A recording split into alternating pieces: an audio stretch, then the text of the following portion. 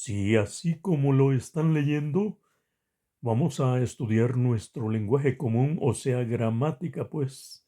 Y también vamos a inmiscuir acá en este estudio de gramática el lenguaje médico, porque ustedes deben saber que la medicina tiene su propio lenguaje, aunque algunas personas no podamos creerlo, sí. Cada profesión tiene su propio lenguaje, entonces la medicina, siendo una profesión muy avanzada, también tiene su propio lenguaje. Así de que vamos a empezar a estudiar un poco de ese lenguaje. Al mismo tiempo, vamos a estudiar, como les dije antes, el lenguaje común, o sea, nuestra gramática. Aquí tenemos la primera palabra de nuestro lenguaje común, amuzgar. ¿Sabías lo que significa esta palabra amuzgar? Pues aquí te lo decimos, abajo de esta misma palabra tenemos el significado. Fíjate, tenemos que se deriva para empezar de amusicari. Dice del latín tardío, amusicari, y este del latín clásico, musare. En aquel tiempo del latín significaba murmurar o cuchichear. Eso significaba.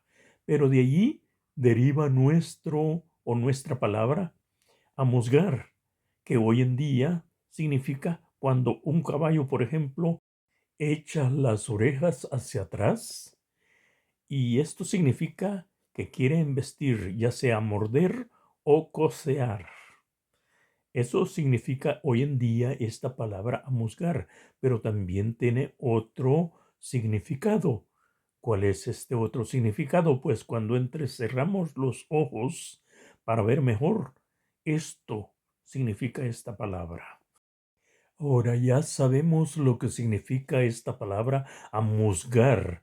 Un poco extraña la palabra porque algunos de ustedes posiblemente no la habían escuchado. Bueno, ahora ya tenemos el significado y esperamos pues que no olvidarlo. Ahora vamos a estudiar estas dos palabras, estos dos términos que dejamos estampados acá, bimensual y bimestral. Bueno, hemos querido dejarlo acá o que sea motivo de estudio, dado que muchas personas podemos caer en confusión y pensar que significa lo mismo bimensual y bimestral.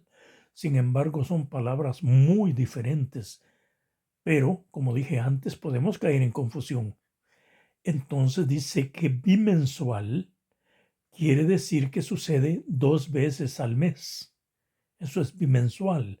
Y bimestral quiere decir que sucede una tan sola vez cada 2 meses.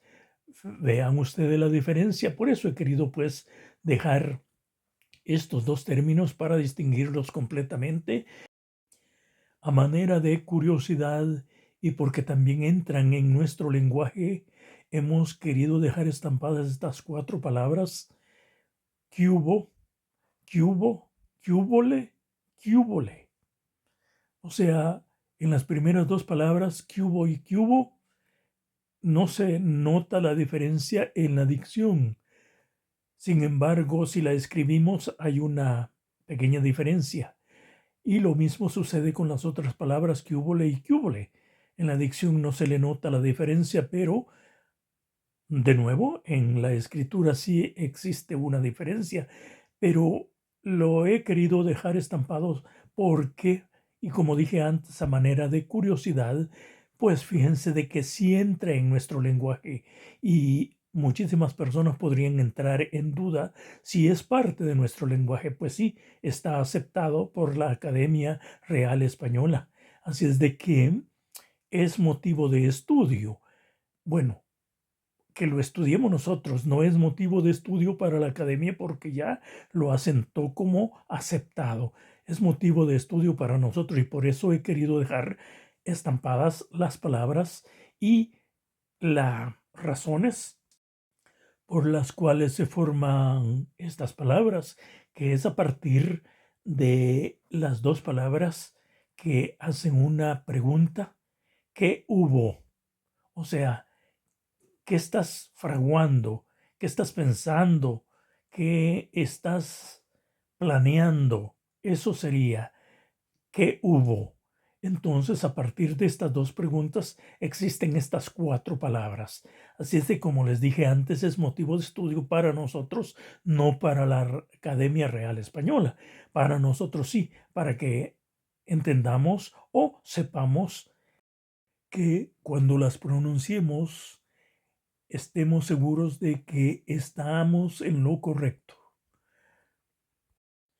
Bueno, aquí tenemos otra curiosidad y que también entra en nuestro lenguaje y es muy importante que notemos. Es muy importante esta frase que dejamos acá estampada. Por ejemplo, dice, no escribas echar de menos. Ese echar de menos que está entre comillas, debemos tener mucho cuidado porque echar, aquí estamos significando el verbo echar, pero de que significa tirar o desechar. Así de que si le ponemos H al principio, este echar va a derivarse del verbo hacer y no del verbo echar. Por eso debemos tener cuidado, porque echar con H es del verbo hacer. Y este echar no es del verbo hacer, es de tirar o abandonar, pues, tirar, desechar algo. No es del verbo hacer. Por eso dice, no escribas echar de menos. Lo apropiado es echar de menos. Aquí ya la llevamos sin H. Aquí sí significa tirar. Así es de que lleven ustedes como es importante una tan sola letra. Por eso esta curiosidad es importante porque nos enseña a escribir en nuestro lenguaje. Así que la próxima vez que tengamos que escribir esta palabra, tengamos en cuenta a qué verbo nos referimos.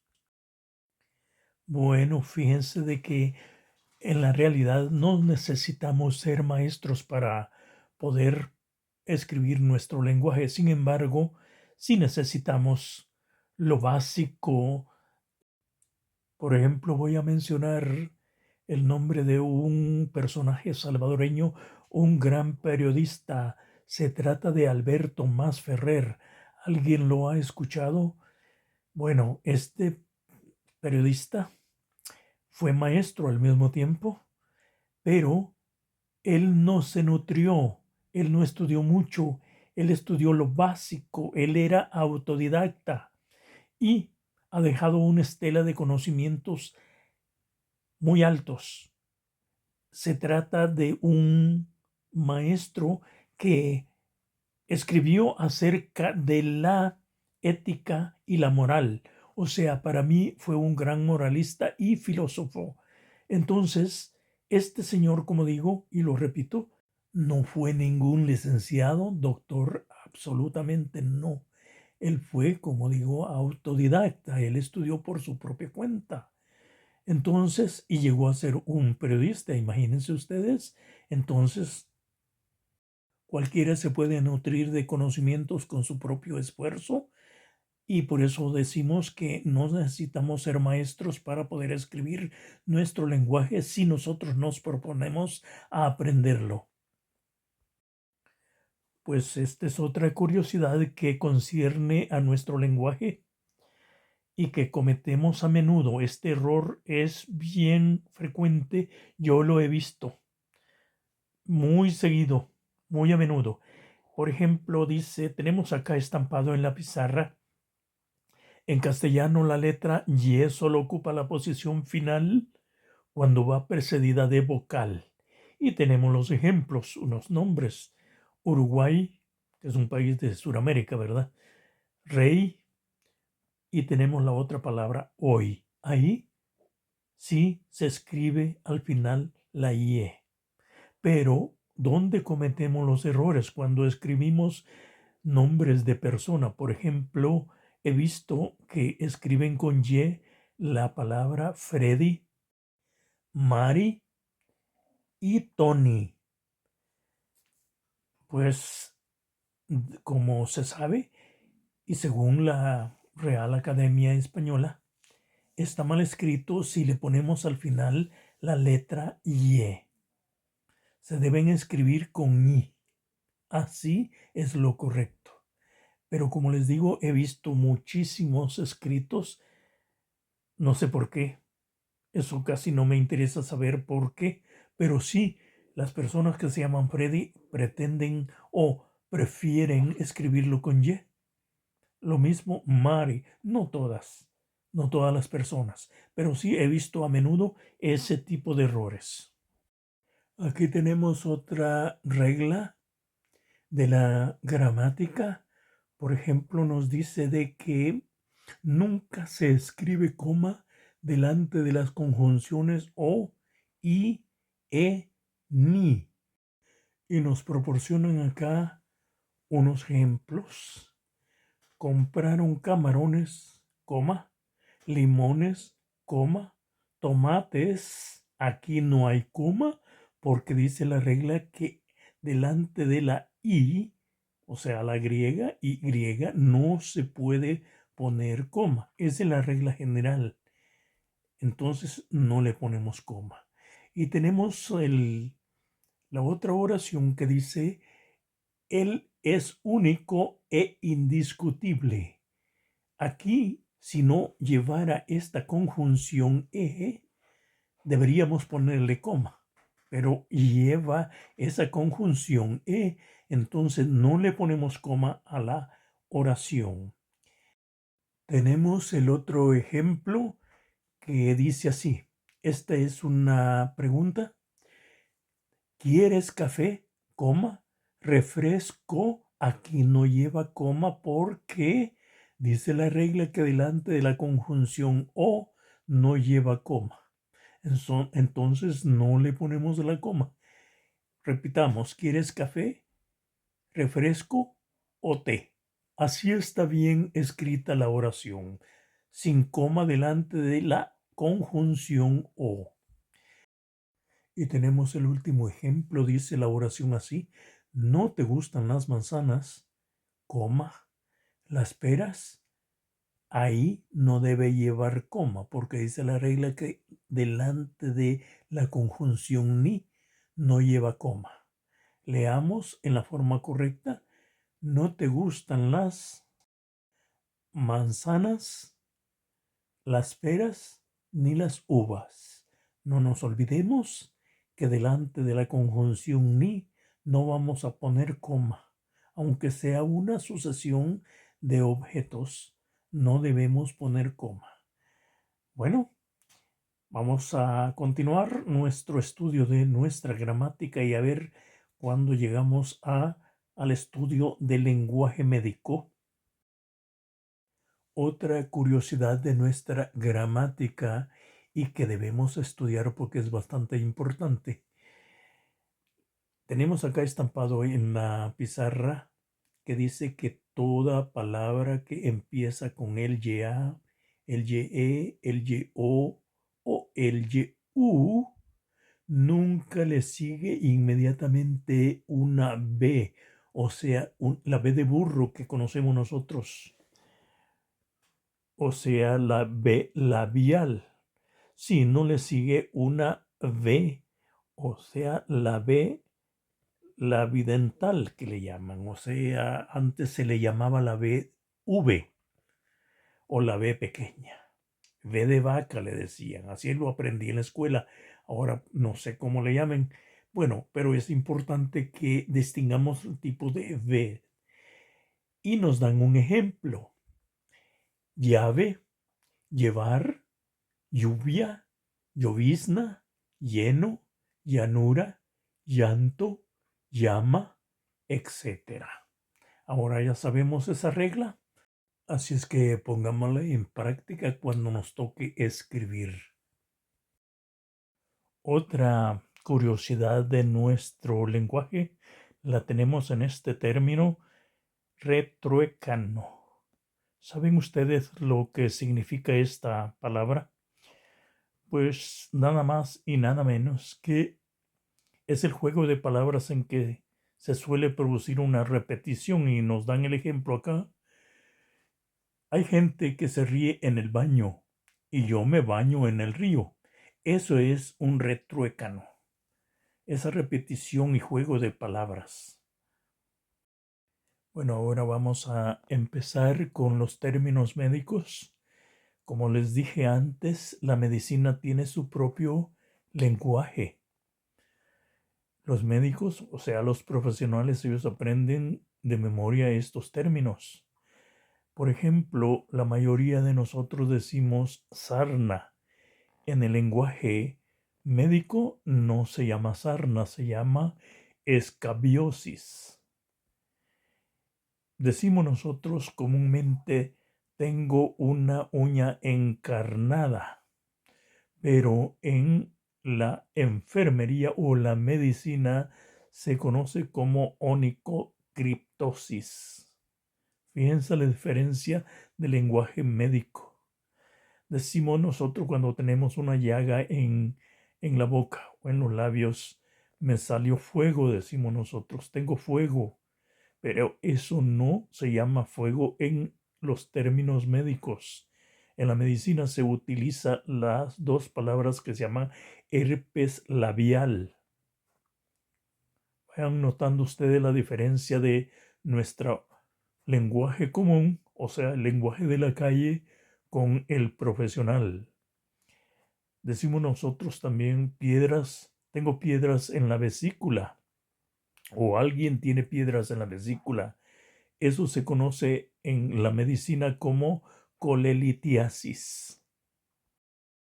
Ahora vamos a estudiar las inflamaciones en términos médicos, por ejemplo, de los siguientes órganos. Del colon se dice colitis.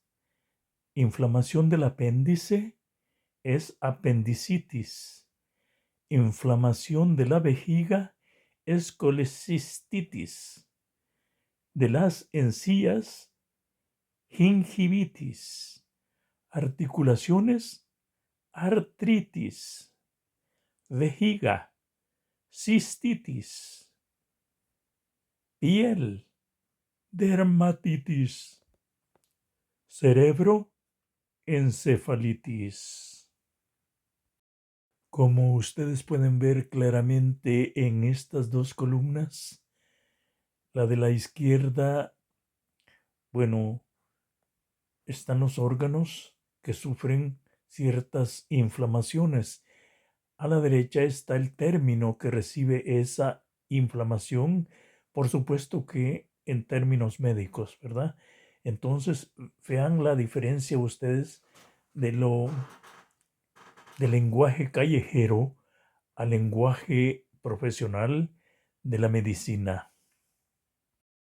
He aquí otros términos médicos y lo que la mayor parte de nosotros decimos. Por ejemplo, decimos culebrilla. No en todas las partes de Latinoamérica se conoce esto como culebrilla. Dicen, muchas personas lo confunden con sarpullido, pero en realidad cuando no pica y parece que es sarpullido, pero no pica, resulta que le llaman culebrilla en algunas regiones de Latinoamérica, en algunos países, pero en el aspecto o en el ámbito médico se conoce como herpes zóster. Decimos nosotros, por ejemplo, alguien tiene piedras en los riñones. Eso en términos médicos se conoce como litiasis renal. Fíjense o váyanse fijando la diferencia del idioma callejero al profesional. Paperas, así decimos nosotros, paperas, pero en el ámbito médico se conoce como parotiditis. Oígase bien que nada más observen la gran diferencia, paperas a parotiditis, que es una inflamación de las glándulas parótidas que están a los lados de nuestra cara, en el lado inferior. Luego decimos cuando vemos a alguna persona que ha perdido el cabello de la cabeza, que tiene calvicie. Y se conoce correctamente así. Se dice calvicie, pero lo conocemos como un término clásico y que está bien, pero en el término médico se conoce como alopecia. Dice bien. Y sí, calvicie es clásico. Está bien dicho, pero en el idioma callejero está bien dicho.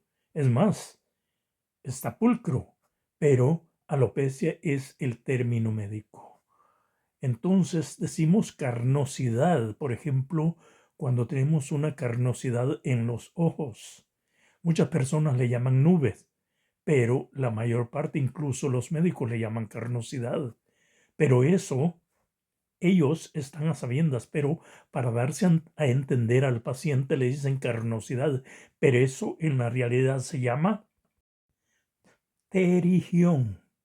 Óigase bien, pterigión, así se le llama en el ámbito médico a la carnosidad que algunas personas puede aparecer en los ojos y que muchas personas confunden con nube, le dicen catarata. La catarata no tiene nada que ver con la carnosidad. La catarata es pérdida de la visión por el envejecimiento del lente de el ojo. Eso es la catarata. Así de que pterigión es esa carnosidad. También decimos nosotros pie de atleta, pero la medicina la conoce como tinea pedis. Bueno, aquí tenemos más términos médicos y que la mayoría de nosotros ignoramos el propio término, o sea, cómo se llaman esas cosas que nosotros comúnmente conocemos como, por ejemplo, sangrado de oídos. Me está sangrando el oído, o decimos también a alguien le está sangrando el oído. En la medicina se conoce como otorragia al sangrado de oídos. Al sangrado nasal se le conoce como epistaxis. Al moquear, por ejemplo, cuando tenemos un principio de gripe, estamos liqueando de la nariz y decimos nosotros estoy moqueando. Pues a eso se le llama rinorrea en medicina. Cuando decimos nosotros que tenemos sangre en la orina, un ejemplo, tal vez una infección, ¿verdad? Pero hay sangre en la orina, entonces eso se llama en medicina hematuria. Vayan poniendo atención a ustedes a la gran diferencia de palabras, a la diferencia que existe entre la calle y la profesión. Cuando tenemos la respiración acelerada, eso es lo que decimos. Mi respiración está acelerada. Va muy rápido, decimos nosotros. Entonces, eso se le llama en medicina taquipnea. Muchas personas decimos que, o le llamamos mal de orín, al ardor cuando arde la uretra con la orina. Y decimos nosotros, tengo mal de orín. Algunas personas dicen, tengo mal de orina. Casi lo mismo. Pues a eso se le llama disuria en medicina. Vean qué gran diferencia, ¿verdad? A la picación en la piel, por ejemplo, nos pica la piel, nos rascamos, pero a eso se le llama prurito. A la sudoración excesiva que tenemos, muchas veces estamos sudando sin causa alguna. No hemos hecho ejercicio fuerte y estamos sudando. A eso se le llama diaforesis en medicina. Bueno, seguimos con nuestros términos médicos. Bueno, si ustedes observan, tenemos el lenguaje de la calle y el lenguaje médico. El lenguaje de la calle es lo que todos nosotros decimos. El lenguaje médico es el que entienden los médicos.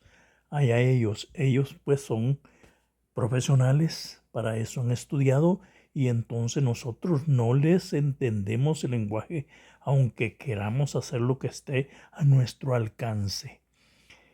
Pues el lenguaje de la calle es, como les digo, lo que nosotros decimos. Y como lo decimos entonces, pues decimos, tengo cansancio, estoy bien cansado. Hay que entender que cuando se dice cansado, hay por lo menos dos formas de entender esa palabra. Cansado se puede referir también a una persona que ya vivió mucho. Alguien dice, estoy cansado o cansada de la vida. Quiere decir que ya no quiere saber nada. Pero no es un cansancio mental o corporal. Esto, lo que los médicos, cuando se refieren que alguien está cansado, quiere decir que no tiene energía. A eso se refieren los médicos. A esa palabra los médicos le dicen astenia, al cansancio, astenia. Fíjense bien. Y decimos nosotros, tengo hormigueo, por ejemplo, en los pies, que muchas veces es falta de vitamina B12. Cianocobalamina, me parece que, bueno, no nos vamos a meter muy hondo porque el video solo me permite una cierta cantidad de tiempo. Entonces, cuando decimos hormigueo, los médicos lo conocen como parestesia. Fíjense ustedes el lenguaje de los médicos, o sea, de los profesionales en la medicina, y nosotros en la calle decimos hormigueo. También decimos dolor en el pecho. Ah, me duele el pecho, podríamos decir nosotros, y así lo decimos, ¿no? Pero ese dolor en el pecho es angina, así se llama. Y angina es una enfermedad que antemano les quiero decir que es un ataque al miocardio, al ataque al corazón. Y cuando alguna persona de ustedes sea atacado por este dolor que se llama angina y que lo conocemos como dolor en el pecho, máximamente si es en el lado izquierdo, o le refleja en la espalda, siempre al lado izquierdo, eso es angina. Esto es mortal. Esto solamente da 10 minutos, así es de que les alerto por si alguna vez les da eso. Es mortal, es muy mortal la angina. Bueno, sigamos adelante, decimos nosotros acidez estomacal, pero eso los médicos lo conocen como pirosis, la acidez estomacal. Cuando eructamos nosotros, que se nos vienen unos gases por la boca, eso se llama pirosis porque es producto de la acidez estomacal que nosotros decimos. Pero, como le repito, allá en la medicina se conoce como pirosis. Decimos nosotros placas en las arterias. Hay arterioesclerosis, que es placas en las arterias. Arterioesclerosis, así se llama, placas en las arterias. Pero también, vaya, hay arterioesclerosis. Esa es otra enfermedad que después la vamos a aclarar. Aquí no me permite el video porque ya me estoy pasando de tiempo. Entonces, placas en las arterias se llama arterioesclerosis en medicina. Dificultad para respirar, decimos nosotros, pero los médicos lo conocen como disnea. Por ejemplo, si ustedes van al Perú, un ejemplo, y escalan 4.000 metros de altura en los Andes o 5.000, a ustedes estoy bastante seguro que les va a causar disnea, es la falta, o sea, la dificultad de respirar. Así se conoce en medicina como disnea, la falta de, o sea, la dificultad para respirar. Decimos nosotros también, ay, me dio un calambre, ay, ay, ay, ay, ay. Pues en medicina eso se llama espasmo muscular. Vean ustedes las curiosidades de la vida.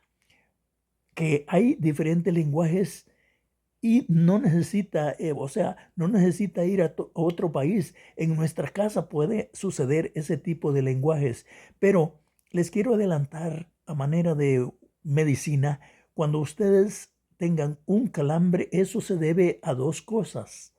Se debe a que los electrolitos le están diciendo a usted necesito agua. Entonces, quiere decir que si tiene un calambre, beba agua. Un vaso, medio vaso de agua es medicina. Eso se lo quita en un minuto. O sea, si tiene calambre, le va a estar dando calambre porque es producto de la, bueno, la falta de agua.